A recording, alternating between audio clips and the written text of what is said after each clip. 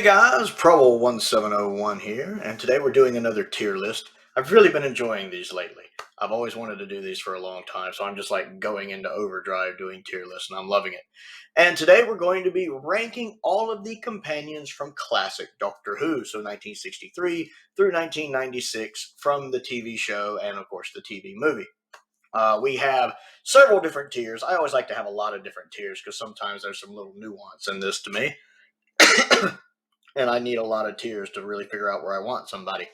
Of course, for me, C is average. If someone's in C, they're average, which is fine. Average is fine. It's just that. It's average. Anything above C is above average. Anything below C is below average. We do have a GOAT tier. Only one will go in there. That literally is just for my favorite one that will go there. And then there is also a garbage tier.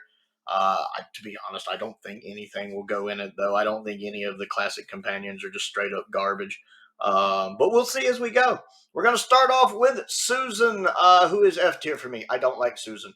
Susan annoys me. It's nothing against Carol Ann Ford. And the fact that the character wasn't developed well is why she left the role. Perfectly understandable. I just feel like Susan was never done justice by the writing. Vicky comes off as much better. Vicky is what Susan should have been. I just don't care for Susan. She is the thing, kind of from a narrative standpoint, holding the first Doctor era back a little. Barbara and Barbara and Ian are both S tier. Now, I tend to think of them as Ian and Barbara, and that is a bit disingenuous because both of them are phenomenal on their own. Ian and Barbara individually are phenomenal characters. They are. William and Jacqueline, did such a good job playing them that even individually they have these strong moments. Jacqueline, of course, standing out in The Aztecs and The Edge of Destruction. And Ian having several roles where he stood out, especially I enjoyed him also in the Aztecs having some strong moments. And in the Romans, when he's sword fighting, you can tell William has some actual sword training for stage. Phenomenal characters, and one of the reasons I have grown to really love the Hartnell era, which of course is the main classic era that I've come to really become more familiar with since I've started the channel, with a lot of y'all sending in DVDs so I can watch stories from that era I haven't seen, which I very much appreciate. So I absolutely love Ian and Barbara. They are S tier for me. Vicky. I like Vicky a lot. I think Vicky is S tier. I like Vicky a lot. She's everything Susan should have been. I really, really like her. She's just the Doctor feels like he has a paternal bond with her, which I like. I think Maureen O'Hara does a good job. I like the fact that Vicky, being from the future, she's smart, she's intelligent, while still having this childish, naive nature at times. And I think her exit's not the best of the Mythmakers, but I like her a lot as the character. And I absolutely love the Rescue in the Romans a lot, and part of that's because of her. Stephen's just kind of average for me. I haven't seen all of Stephen's stuff. He's great in The Chase. He's great in The Time Meddler. He's all right in Galaxy 4. I don't really like him in The Gunfighters at all. And then just some of his stuff I haven't seen, or I've seen in recon form. I need to see more of his stuff, honestly. Season 3, I think there's 3 stories from Season 3 I haven't seen yet, and so much of that's recon that he just doesn't leave much of an impression on me. I still haven't seen The Savages either. Katarina, I can't really say. I haven't seen Dallas Master Plan. Same for Sarah Kingdom. Dodo, I don't really care for Dodo. Did she F or is she? I'm just going to say E, actually, because she doesn't annoy me like Susan does. But I haven't seen a lot of Dodo. She's all right in the arc. In the Gunfighter, she actually gets some stuff to do. She has a terrible exit. And again, none of this is on Jackie. A lot of it's just the writing at the time. And of course, she is given that terrible exit that she doesn't leave much of a mark on me. And it's a shame so much of her era is missing since she's not on the show very long, honestly. She just doesn't do much for me. Polly.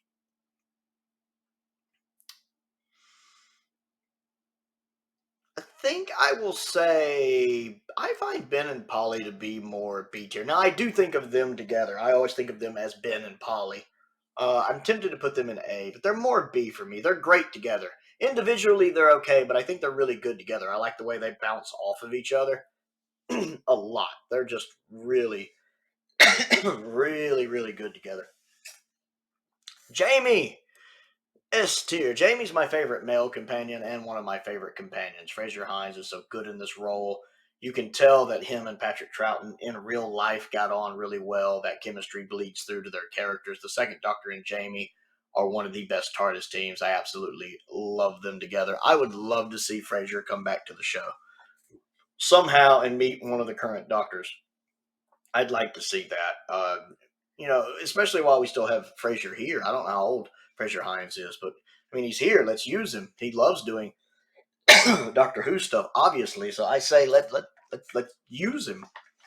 Yeah, I absolutely love Jamie though. I like when he came back in the Two Doctors. Even I thought he was really good there. I thought he got on with the Sixth Doctor really well. Victoria is just kind of C for me. I'm not a big fan of Victoria. I think Deborah's a good actress and probably one of the most attractive women I've ever seen. She looks stunning. But just from a character standpoint, Victoria always seems like a companion that doesn't necessarily want to be there. And when you look at why she's with them, that kind of makes sense because she was kind of thrust into that situation with her dad dying. She didn't say, "Hey, I want to go with y'all and see the universe." She always seems kind of her out of her element and out of her comfort zone traveling with the TARDIS team. I think she was happy to settle down at the end of Fury. And she screams a lot. Zoe. Zoe is solid A tier for me. I like Zoe a lot. I do. She's just not quite in that S tier. She's knocking on the door. She's knocking on the door. But I feel more comfortable putting her in A tier. I love when the Doctor has intelligent companions like that, smart companions, ones that can kind of keep up with him. And I think Wendy plays her really well. The Brigadier. Like for me personally, I think of him more as S tier, but for his legacy, it's got to be A tier. I mean, S. I think of him more A tier, but you got to put the Brig in S tier. He's the Brig. I love Nicholas Courtney in the role. Occasionally, he goes a little overboard with it, but he is good in the role 99% of the time. And he's just such a legendary character. There's a reason why he has such a legacy in the show. That's down to the writing and down to Nicholas's performance. I absolutely love the Brigadier. I think it's a great loss we never got him in the modern series. I'm glad we got him in the Sarah Jane Adventures, but that we never got him in the modern series. And I actually need to rewatch Battlefield recently. Some of my patrons voted on that because I do love him getting one last hurrah in Battlefield. Benton is easily S tier for me. I love Benton. I love Benton. Of all the Doctor Who companions out there, this is the one to me that seems like should have the most universal praise because I love Benton. No, I never meet anyone that doesn't like Benton. Everyone likes Benton. And why not? Just the way John approached that. I know John was new to acting, so he kind of did as best he could to his mind. But because of that, I feel like Benton has this kind of innocence to him that everybody loves. He's very endearing. Even though he's a military soldier and can act like that, he has this kind of nice nice guy persona. Like this, that polite niceness you have as a child. Like he never completely grew out of that. And I love that about him. You just like to like Benton. I love Benton. He could be the most likable companion the show has ever had. I absolutely love him. Definitely S tier. Joe Grant for me. I'm gonna be honest. Joe's just B tier for me. I mean, I like Joe. I'm tempted to put her into A, but some of the things she does makes me want to strangle her. Don't get me wrong. Everyone knows if you tell Joe not to do the thing, Joe is gonna go do the thing. That's just Joe. She has a lot to prove, and it is nice to watch her grow over her tenure, and I absolutely adore Katie Manning. Let me be clear. Katie Manning is S tier, edging into the GOAT tier. I love Katie Manning. But Katie is just, Joe is just kind of B tier for me. I don't quite get on board with her the way I do other companions. Liz Shaw is A tier. I think she'd be S tier if we just had more of her. I really like Liz a lot. Like I'm tempted to bump her up into S tier. A lot of it is just I love how she's portrayed in Spearhead from space. I love the snark. Oh, it's not just a police box. It's a spaceship. That grin she gets when she says that, the snark she's giving the brigadier, the way her and the doctor had this little energy between them, like they're see lightning bolts going there at the beginning, but how she's still willing to trust him and go steal the key. Spearhead in space, Liz Shaw is up here. She's fine in Silurians. I like her in Ambassador of Death. I like her in Inferno, although I think the alternate version of her in Inferno is more fun. The parallel Liz, and Carolyn John agreed with that. She loved being parallel Earth Liz. But again, I love a companion that can keep up with the Doctor mentally. And I would love to have gotten more of Carolyn John. Also, possibly one of the 10 most attractive women I've ever seen. And she was married to Jeffrey Beavers, I know. Just something about her that's majestic with the smile she has. Absolutely mesmerizing to watch her on the screen. We have Captain Yates. Captain Yates is a little below average for me. I never really got into Yates. This is nothing against Richard Franklin, who of course passed away recently, which of course upset me because I hate when we lose people from the classic series. Sorry that he passed. But Yates, I never really got into the way some people did. He's fine. He's okay. And Richard's doing a good job. Just for some reason, the character I just never quite connected with. He's just a little below average for me. I love what they do with him. With Invasion of the Dinosaurs as his redemption in Planet of the Spiders. That's a cool art. But just as a character, I never really clicked with him. Sarah is the GOAT, my favorite Doctor Who companion. I love Sarah Jane Smith. She is the number one companion of all time for me. Elizabeth Sladen was so good in that role in the classic series, the modern series, and in her own show. And she has rapport with so many doctors and so many actors playing the Doctor. 3 and Sarah are really good together. Now, most of us know 4 and Sarah are good together, and Tom and Elizabeth, it's easy to tell they got on. And 4 and her just have such good chemistry.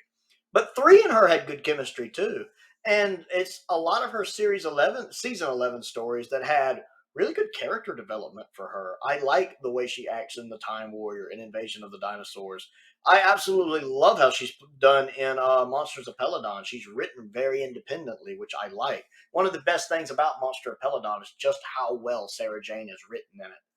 And to be honest, we kind of lost some of that good writing for her toward the end of her run. She's still great in it, but I feel like she's not written quite as well by the time she's leaving. And then she has good chemistry with David Tennant and the 10th Doctor, good chemistry with Matt Smith, the 11th Doctor. It's easy to see why Sarah Jane got not just one but 2 spinoffs, with, of course, the original pilot with K9 and Company, and then her own successful show that was still running all the way up until she passed. And the fact that so many Doctor Who fans, multiple generations of Doctor Who fans, have grown up with Sarah Jane and loving Sarah Jane and knowing she's a strong character is a testament to Liz Sladen and a testament to Sarah Jane as a character and how well she has been written by many writers over many decades. That you still had an entire generation of children that grew up with the Sarah Jane adventures and loving that character. That's absolutely mind boggling to me. Uh, Harry is a solid B tier for me. I like Harry a lot. I like the season 12 TARDIS team, and Ian did a great job as Harry. Harry used to be a little higher for me, but just as I've gotten older, he's kind of slipped into B tier. But I like him a lot. Leela, S tier. I love Leela. She's one of my top favorite companions. I think actually when I ranked them, she was my second favorite companion of all time. I wish she'd stayed a little longer. I love Luis in the role. I loved Luis coming back in the season 15 mini episode for that trailer. That was nice. I just love that Leela is not a traditional modern day companion like everything the modern series does. I like the fact that she's a descendant of a survey team and has this savage nature that the Doctor's trying to rough the edges out, so to speak. sand down the rough edges a little. She's great in the year and a half that we get her. I love Face of Evil. Robots is a little overrated, but Talons is great. And season 15 is a mixed bag, and her companion is a little rough. Her departure is a little rough. But I love the kind of way Luis portrays Leela as this not what we would think of as overly intelligent, but she has very strong instincts. And she's very passionate. I absolutely love that about her. Again, she's probably my second favorite companion. Her and Jamie are right up there neck and neck. K9! K9 is just A tier for me. It's close. He's knocking on S tier. I love K9.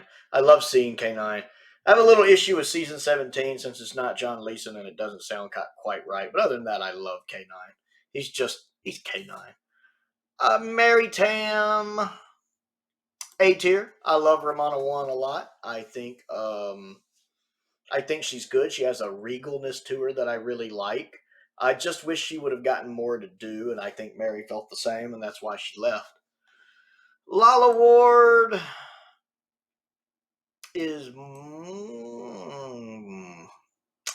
Lala Ward's more B tier for me. I prefer Romana 1 over Romana 2. Lala Ward's still great, and the rapport her and Tom Baker have is really good. So naturally, the rapport Romana and the Doctor have is very good. I like that, but she's just more B tier for me. Adric. See, Adric with Tom actually goes about here, whereas Adric with Davison is more down here. So I'm going to average them out a bit and put Adric here. I like him with Tom. Fine enough. But I don't care for him with Davison, and he just kind of ends up here. Nissa! Nissa is a solid B for me. I like Nissa. I wish we'd gotten more of her, and I wish her character had been fleshed out more. I think Sarah Sutton, another extremely attractive woman, even today. I notice that when I see her in interviews today, I'm like, she still looks stunning. But I think Sarah's a great actress. I just feel like Nissa, there wasn't enough done with her. I mean, the Master is running around in her father's corpse. There's so much you could do with that, and they did practically nothing with it.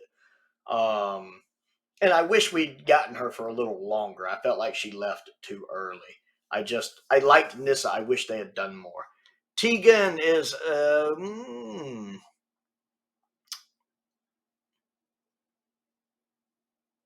solid A tier for me. I like Tegan a lot. She's knocking on the door to S. Janet Fielding is just, there's a lot of Janet Fielding in Tegan, I feel, and I love that because I love Janet and I love Tegan. I love her sass. I love her not willing to put up with things, and I love the fact that her departure was her being fed up with everything and just ready to leave. That makes sense to me. Turlo is just average. I liked him more when I was younger, but he's just kind of average to me at this point. He's fine. He has good moments and bad moments. Oh, Chameleon's on here. Okay, Chameleon is garbage. I never liked Chameleon. I think that was a terrible idea, and it just never worked. No garbage. Perry. D, just a little below average. I'm not a big fan of Perry. I'm just not. Nothing against Nicola. I'm just not a big fan of Perry. Mel. I got to. I don't like Mel. I like when she came back in the 14th Doctor specials, and it's nothing against Bonnie. I just don't like Mel. She's just very irritating to me. Ace is Ace. S tier. I love her and McCoy together. One of the best Doctor pairings. Ace is like, she's not as strong at S tier, I think, as some of these, but she definitely deserves to be in S tier. And then Grace is a solid B for me. I wish we'd gotten more of her. I liked her. I thought her and 8 had good chemistry, and I'm sure she's done audios, but that's just kind of where it falls for me. So a lot of S tiers and a goat. I'm not surprised this is the biggest one. I mean, the classic series had just a lot of really strong companions, so I'm not surprised for the list to turn out like this, honestly. But I'm pretty satisfied with this list. Not a whole lot of misfires. Again, they're not the actors or actresses' fault.